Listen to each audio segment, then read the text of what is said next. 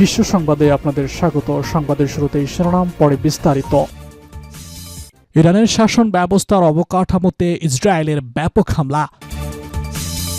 এদিকে ইরাকে মার্কিন ঘাঁটি নিশানা করে ড্রোন হামলা। আর থাকছে শত্রুর উপর হামলা আরও বাড়ানোর হুঁশিয়ারি আইআরজিসির। এদিকে বাহরাইনে ইরানের ড্রোন হামলায় হতাহত 50। জানিয়ে দিব লেবাননে ইসরায়েলি কমান্ডারদের সঙ্গে হিজবুল্লাহর ব্যাপক সংঘর্ষ। এদিকে নেতানিয়াহুর সঙ্গে কথা বলে ইরান যুদ্ধ শেষের সিদ্ধান্ত নেবেন ট্রাম্প। সর্বশেষ জানিয়ে দিব ইরান যুদ্ধের বিরুদ্ধে যুক্তরাষ্ট্র জুড়ে বিক্ষোভ। ইরানের শাসন ব্যবস্থার অবকাঠামোতে ইসরায়েলের ব্যাপক হামলা। ইরানের বিরুদ্ধে ইসরায়েল ও যুক্তরাষ্ট্রের অতর্কিত হামলা সোমবার ৯ মার্চ পর্যন্ত ১০ম দিনে গড়াল। এতে ইরানে এখন পর্যন্ত নিহতের সংখ্যা ১,২০০ জনে ছাড়িয়েছে। সেই সঙ্গে আহত হয়েছে শত শত ইরানি। মার্কিন প্রেসিডেন্ট ডোনাল্ড ট্রাম্প ইতোমধ্যে ঘোষণা দিয়েছেন যে ইরান শর্তহীনভাবে আত্মসমর্পণ না করলে হামলা অব্যাহত থাকবে। এর মধ্যে ইরান তাদের নতুন সর্বোচ্চ নেতার নাম ঘোষণা করেছে। এতে বেজায় আরও চটেছেন ট্রাম্প। এমন পরিস্থিতির মধ্যে ইরানে হামলা জোরদার করেছে ইসরায়েলি বাহিনী। দেশটির সেনাবাহিনী জানিয়েছে তারা সোমবার ৯ মার্চ ইরানের মধ্যাঞ্চলে শাসন ব্যবস্থার অবকাঠামো লক্ষ্য করে একের পর এক হামলা চালিয়েছে। ইসরায়েলি সামরিক বাহিনী সংক্ষিপ্ত এক বিবৃতিতে জানিয়েছেন তারা ইরানের মধ্যাঞ্চলে ইরানের শাসন ব্যবস্থার অবকাঠামো লক্ষ্য করে নতুন করে বিমান হামলা শুরু করেছে।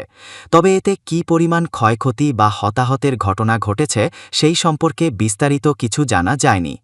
এর আগে ইসরায়েলি বাহিনী জানিয়েছে তারা লেবাননে ইরান সমর্থিত হিজবুল্লাহর ওপরও ব্যাপক হামলা চালিয়েছে।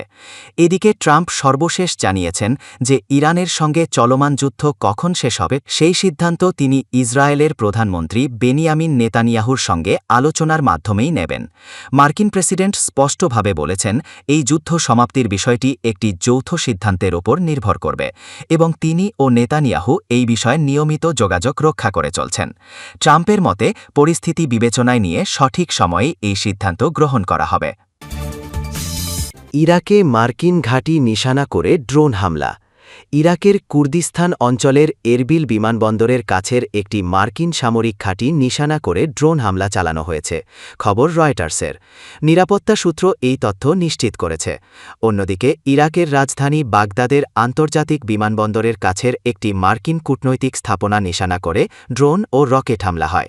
পুলিশ সূত্র বলছে আকাশ প্রতিরক্ষা ব্যবস্থা এই রকেট ও ড্রোন প্রতিরোধ করেছে। শত্রুর ওপর হামলা আরও বাড়ানোর হুঁশিয়ারি আইআরজিসির। ইরানের ইসলামী বিপ্লবী গার্ড বাহিনী জানিয়েছে শত্রুর ওপর হামলার পরিমাণ আরও বাড়ানো হবে।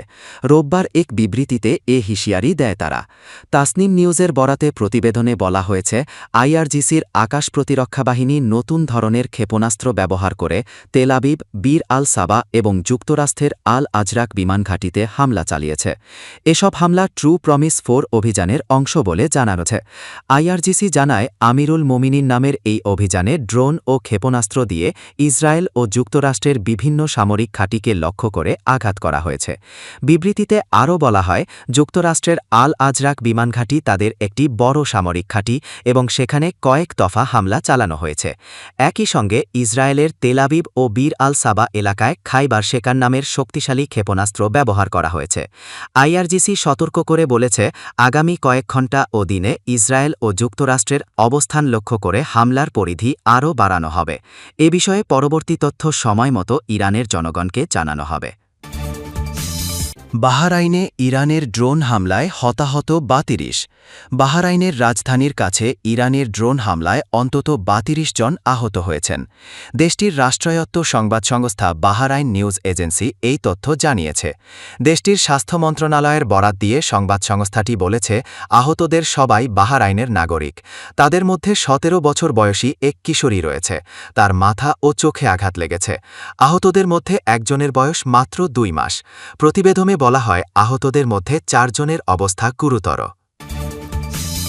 লেবাননে ইসরায়েলির সঙ্গে হিজবুল্লাহের ব্যাপক সংঘর্ষ।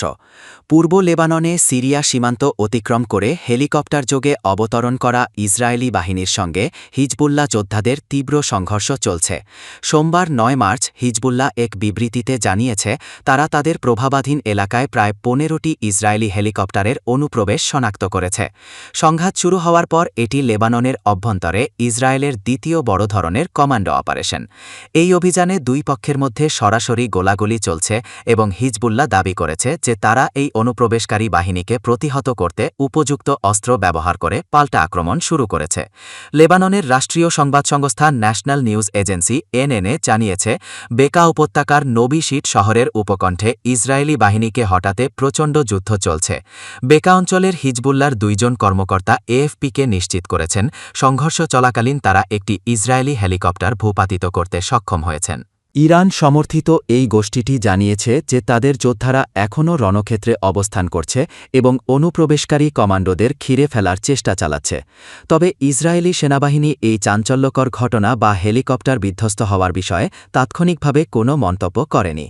উল্লেখ্য যে এর আগে গত শুক্রবার রাতেও নবি শিট এলাকায় ইসরায়েলি কমান্ডোরা একটি অভিযান চালিয়েছিল। মূলত ১৯৮৬ সাল থেকে নিখোঁজ ইসরায়েলি বিমানবাহিনীর সদস্য রন আরাদের দেহাবশেষ খুঁজে বের করাই ছিল ওই অভিযানের মূল লক্ষ্য।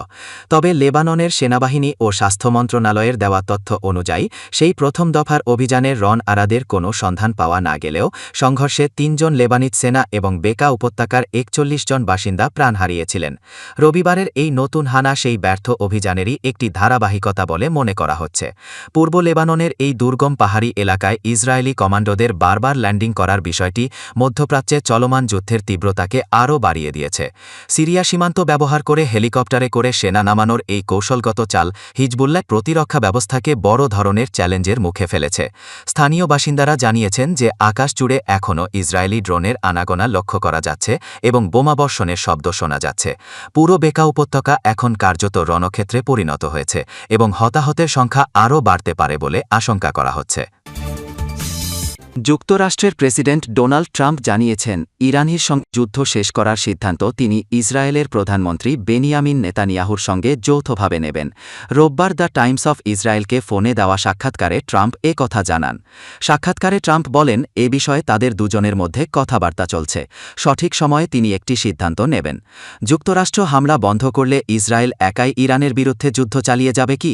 ট্রাম্পকে এ প্রশ্ন করা হয়।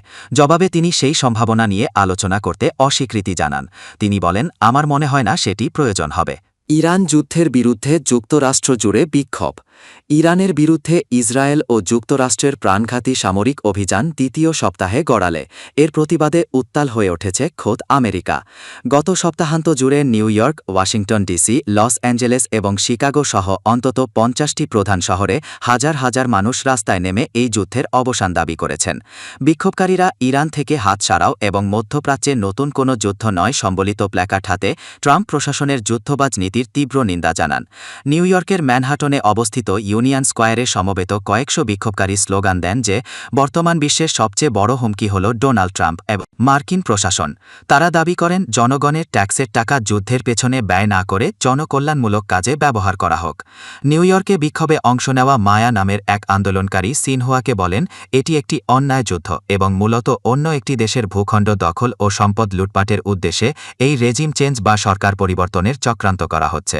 তিনি অভিযোগ করেন যে যখন আমেরিকার সাধারণ মানুষ জীবনযাত্রার ব্যয় মেটাতে হিমশিম খাচ্ছে তখন এই যুদ্ধের পেছনে প্রতিদিন প্রায় $100 কোটি ব্যয় করা হচ্ছে।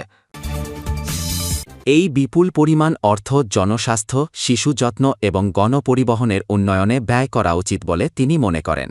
অন্য এক বিক্ষোভকারী ম্যাগি মোরালেস বলেন এই যুদ্ধ কেবল প্রেসিডেন্ট ট্রাম্পের ব্যক্তিগত স্বার্থ রক্ষা করছে যা পুরো দেশকে আরও বেশি বিপদের মুখে ঠেলে দিচ্ছে। অতীতের ভুল থেকে শিক্ষা না নিয়ে অন্য দেশে হামলা চালানো অত্যন্ত ন্যাক্কারজনক বলে তিনি মন্তব্য করেন। গত সপ্তাহে ইরান লক্ষ্য করে যুক্তরাষ্ট্র ও ইসরায়েলের ব্যাপক হামলার প্রতিক্রিয়ায় ইরানও পাল্টা ক্ষেপণাস্ত্র ও ড্রোন আক্রমণ শুরু করে, যার ফলে পুরো মধ্যপ্রাচ্য জুড়ে চরম উত্তেজনা বিরাজ করছে। নিউ ইয়র্কের ব্রঙ্কস থেকে আসা আন্ড্রে ইস্টন তার বক্তৃতায় বলেন যে বর্তমান রাজনৈতিক ব্যবস্থা এই রক্তপাত বন্ধে সম্পূর্ণ ব্যর্থ হয়েছে। ডেমোক্র্যাট ও রিপাবলিকান উভয় পক্ষই কংগ্রেসে ওয়ার পাওয়ার্স রেজলিউশন পাশ করতে ব্যর্থ হওয়ায় তিনি ক্ষোভ প্রকাশ করেন। তিনি মনে করেন কেবল বিশ্বের